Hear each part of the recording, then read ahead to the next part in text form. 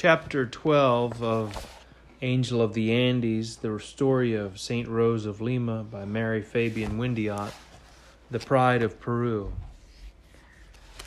Dawn found the streets of Lima filled with people hurrying to Don Gonzalo's house. Word of Rose's death had spread like wildfire, and there was an eager rush to obtain relics. Among the first to arrive was Alfonso Serrano, a close friend of the dead girl. "Last night Rose appeared to me," she declared excitedly. "I was sound asleep. Suddenly, a little after midnight, a bright light shone in my room. In the middle of the light I saw Rose dressed as a Dominican tertiary and shining like the sun. She told me she had just entered paradise." Father Alonso Velasquez, together with every other visitor in the De Massa house, listened with interest to what Alfonso had to say. The girl had been one of Rose's most intimate associates. Indeed, the two had made a bargain some years before. The one who died first was to appear to the other, encouraging her to continue with prayers and good works. "Rose seems to have kept her word," smiled the priest. "She was dead only a few minutes when she came to tell you about the beauties of heaven.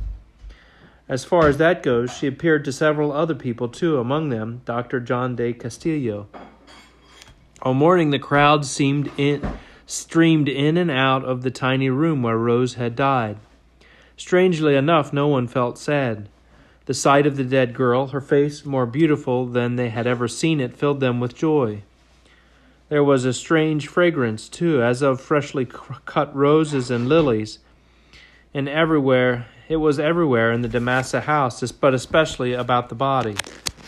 "I don't understand it," Maria de Oliva told Father Alonso. "Surely it isn't coming from that plain little wreath of flowers we put on her head." "It's a miracle, Senora," the priest replied, smiling. "God is taking this way to show us Rose is a saint." As the hours passed and still more people thronged the house, Doña Maria de Sotagüe was repeatedly asked to show what keepsakes she had of the dead girl. Accordingly, the miraculous statue of the child Jesus, the little doctor, was put on display together with a rosary, some holy pictures, and other items. There was also a letter which Rose had written to Doña Maria some years before. The letter was signed Rose of St. Mary, the name so loved by Gaspar's daughter that she had taken it for her own the day she became a Dominican tertiary. Looking at the letter, Maria de Oliva recalled that far-off night when she had found her daughter fainting from hunger in her little garden cell. At the time, she had wanted to send Mariana to a nearby store to buy chocolate and sugar, with which to make a nourishing drink. But Rose had begged that Mariana should not be sent. In a few minutes, she insisted a servant from the De Massa house would arrive with the hot chocolate already prepared, because she had asked her guardian angel to tell Doña Maria of the sudden attack of weakness. And so it happened, thought the mother. In the middle of the night there was a great knocking at the garden gate. When I went to open it, there was the servant with a silver pitcher full of delicious chocolate. Rose drank it and felt so much better. The next day she wrote this letter to thank Doña Maria for her kindness. Many other stories were told of Rose's gifts and virtues during the hours her body lay in state at Don Gonzalo's house. Several of these came from the Indian servant woman Mariana. She, as well as Ferdinand, now a soldier in Chile, had shared many a secret with the dead girl. Faces paled as Mariana described Rose's heroic sacrifices, undertaken in the interest of sinners. For years she had worn a spiked metal crown under her white tertiary veil, although when the Jesuit priest Father John de Villalobos had heard of this unusual mortification, he had been so upset that he insisted on blunting most of the sharp points. Rose had also worn a chain about her waist, locking it in place, then throwing the key into a well near the back door. "One night she couldn't stand this painful chain any longer," said Mariana. "She sobbed and cried, and I knew I'd have to break the lock. But how without waking the family?" Her hearers were silent. absorbed in the picture of heroic generosity which her words painted so vividly. "Go on, Mariana," said Father Alonso at last. "Explain what happened." The blessed child began to pray to the Mother of God, and the chain loosened of itself and fell at her feet. At the insistence of Father John de Lorenzana, a former provincial of the Dominicans, Mariana continued to relate other stories about Rose's heroism. Finally, Don Gonzalo requested permission to speak. "I always knew Rose was a saint, Father John. Now will you please look at this?" The priest turned to take the paper. Don Gonzalo handed him. It was a document signed by Rose as she lay dying, requesting that the priests of Santo Domingo grant her an alms. She begged to be buried within the cloister of their convent. "I felt every religious order in Lima would want that holy body," Don Gonzalo hastened to explain. "In order to avoid trouble, I told Rose she would be practicing humility if she asked her superiors in the Dominican order to give her a burial place." Father John de Lorenzana examined the paper carefully. There was no doubt that Rose's signature was authentic. "It's near 4 o'clock, he said. I wonder if the body shouldn't be taken to Santo Domingo now. There are so many people crowding this house. At the church there would be much more room." So presently Rose was being escorted through the streets of Lima for the last time. The crowds were so huge, so eager to obtain relics, that the soldiers of the viceroy who had been guarding the Damasa house had to clear a way for the funeral procession. Everywhere, from balconies, from windows and doorways, men and women tried to get a last look at Gaspar's holy daughter. The air resounded with repeated cries as they begged the dead girl's blessing from her place in paradise.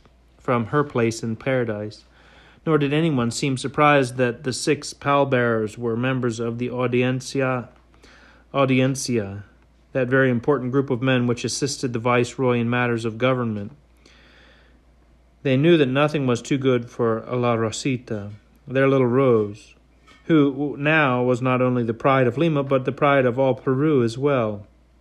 Slowly the immense procession made its way to the Dominican church. Gone were the unusual distinctions between class and race. Spanish nobles walked side by side with Indian beggars. Negro slaves found themselves elbowing learned professors. Indeed, so dense was the crowd that Bartholomew Lobo Guerrero, successor to Toribio as Archbishop of Lima, had been unable to get to the Damasa house to head the procession. His carriage was forced to make a detour and await the body at Santo Domingo. At the church, the holy remains were placed on an elevated platform near the sanctuary. A small space was kept clear so that the sick might be able to approach and beg for cures. Rapidly, the word spread that the body was warm and flexible, as though life still remained. And then there came a great cry of wonder as the rosary shrine before which Rose had loved to pray was seen to be bathed in a glorious unearthly light. Another miracle, thought Father Luis de Bilbao. For 14 years, Rose is confessor. The Mother of God herself pays honor to our little friend. Because it was the Peruvian custom for burial to take place a few hours after death, preparations were soon being made to carry Rose into the convent cloister, where a grave had been prepared. But such a cry arose from the people who had not yet secured a relic that the Archbishop consented to postpone the funeral. It would be held the next day, he said. In the meantime, the body would remain there where it was, so that everyone might venerate it with due devotion. During the night, it would lie in state in the novitiate chapel. But the Archbishop's plan was to suffer a change. When dawn came, the body was returned to the public church. The people of Lima refused to be parted from Rose. So loud was the chorus of tearful prayers that the celebrants of the funeral mass could scarcely hear one another. The Bishop of Guatemala, Pedro de Valencia, could not believe his senses. How was he able to conduct the ceremonies at the grave if such a hubbub continued? Finally, another order was given. The funeral would be postponed for an additional 24 hours. At this good news, a great wave of relief swept through the crowded church. People cried for joy. Now there was still a chance to claim a piece of white woolen habit in which their dead friend was clothed, or one of the beautiful roses which encircled her head. As the hours passed, excitement reached an even higher pitch. Everyone knew that several hopeless invalids had been cured after touching the holy body. One of these, a Negro lad of 12 years old, was particularly in the limelight. He had been born with such badly crippled feet that he had never been able to walk. He could only drag himself along on his knees. Urged now by his great faith in the power of Rose's intercession with God, he had somehow managed to reach the elevated platform on which her body rested, and had settled himself under it behind the folds of the richly decorated black velvet pall. No threats could dislodge him from his refuge. In the end, La Rosita had been pleased with his prayers. She had granted him the normal use of his feet, so that he might walk, run, and jump like other youngsters of his age. "Look at the boy now," said Don Gonzalo to his wife. "Did you ever see such joy in a child's face? Why, he's positively beaming. He's even helping other sick people to reach the body." Dona Maria nodded. She had always believed that Rose Flores was a saint. Now she knew the whole world agreed with her, and her heart sang a Te Deum all its own. But the Archbishop Bartholomew Lobo Guerrero was worried. As the hours passed, he sought out the prior of Santo Domingo. "How many times has the body been clothed with fresh habit?" he asked. 4 or 5? 6 times, Your Excellency. There's been an enormous demand for bits of the habit as relics. Many people have scissors hidden in their sleeves, and even the Viceroy's soldiers cannot keep all of them from reaching the body. The Archbishop nodded. "Then we'll have a secret burial this afternoon, Father, during the siesta. It's the only way." The prior realized the wisdom of the Archbishop's words. If Rose Flores was not buried soon, there was a chance her body might suffer serious injury from the great crowds. "A secret burial," he said slowly. "Yes, Your Excellency. I'll see that everything is in readiness."